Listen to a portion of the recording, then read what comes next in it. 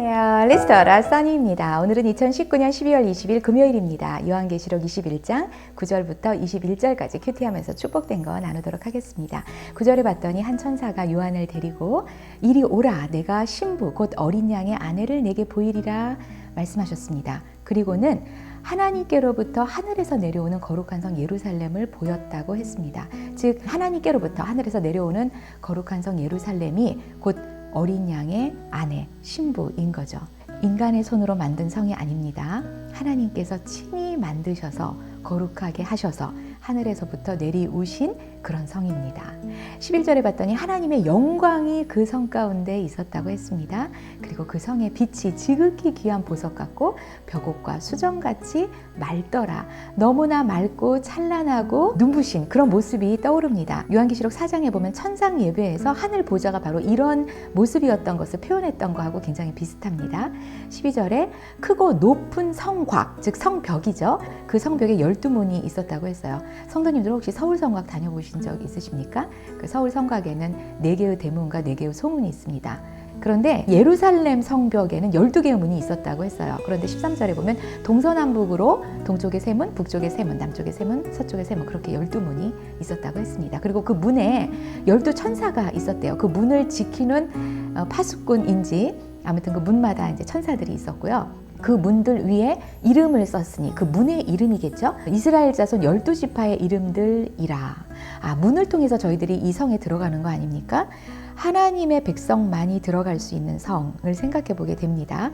야곱의 12아들, 이스라엘의 12지파, 곧 하나님의 백성 아닙니까? 물론 저희들은 혈육으로는 이스라엘의 그 혈통을 받진 않았습니다. 야곱의 혈통을 받진 않았습니다. 그런데 갈라디아서 말씀해 보면 너희가 그리스도께 속한 자면 곧 아브라함의 자손이요 약속대로 유업을 이을 자니라 선포해 주셨습니다. 저희들이 혈통으로는 이방인이지만 그렇지만 그리스도께 속한 자이기 때문에 동일하게 이스라엘의 자손 12지파에 속하는 하나님의 백성입니다. 하나님의 백성만이 들어갈 수 있는 성 예루살렘, 그 안에서 하나님의 백성들이 모여 사는 성 신부, 교회를 나타내는 것 같습니다. 저희 자신들이고요. 그리고 거듭난 그리스도인들이 모여 하나님을 찬양하고 예배하는 이 교회를 생각해 보게 됩니다. 이 교회가 바로 이 문으로 들어갈 수 있는 거죠. 이 성이 곧 교회입니다. 14절에 보니까 그 성의 성곽에는 12기초석이 있었다고 했습니다. 기초석, 그 성벽을 쌓는 가장 기초돌이 되는 그 12기초석이 있었는데 그 위에는 어린 양의 12사도의 이름들이 써 있었다고 했습니다. 예수님의 직접 그 훈련을 받았던 제자들, 그리고 이제 세상으로 보내심을 받은 그 12사도의 이름입니다. 근데 기초석이라 함은 그것이 세워지기까지 가장 밑바닥에서 가장 그 첫 세대로 헌신하고 또 희생했던 어떤 그런 사람들을 생각할 수 있는데 바로 이 12사도부터 이 복음이 이제 전 세계로 전파돼 나가기 시작한 거죠. 사도행전 1장 8절에 보면 오직 성령이 너희에게 임하시면 너희가 권능을 받고 예루살렘과 온 유대와 사마리아와 땅끝까지 이르러 내 증인이 되리라 하고 그 사도들에게 직접 명령하시고 그 사도들이 보는 앞에서 예수님께서 하늘로 이제 올리워 가시지 않았습니까? 그 12사도의 헌신적인 복음 전파로 그리고 계속 이제 오늘 저희들에게까지 2000년 동안 세대를 이어온 그런 복음 전파로 저희들이 예수님을 이제 이 시대에 이 한반도 땅에서 예수님을 믿게 되었고 이제 또 저희들로부터 시작해서 예수님 재림하실 때까지 계속 또 세대를 이어서 이 복음 전파가 힘있게 계속 이어져 나가야 될 것 같습니다.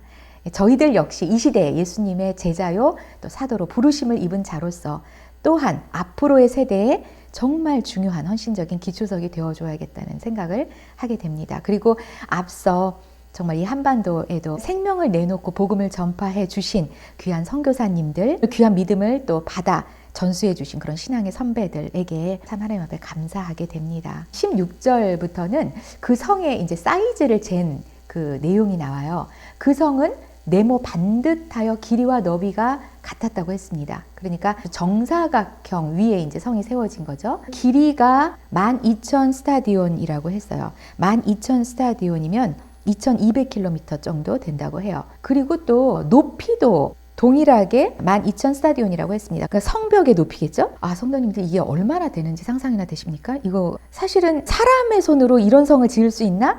이게 감히 상상이 안 될 물론 이 성은 진짜 사람이 지은 게 아니라 하늘로부터 내려온 예루살렘 성입니다. 절대 이런 건축물은 사실은 이 지구상에 인간의 손으로는 지을 수 없는 그런 지금 사이즈입니다. 엄청 웅장한 사이즈예요. 베이징에서 도쿄까지가 2098km고 한반도의 남쪽 끝부터 북쪽 끝까지가 대략 1000km라고 하는데 길이와 너비가 2200씩 되는 높이가 2200이라고 그랬는데 대기권 높이가 지표면에서부터 1000km입니다.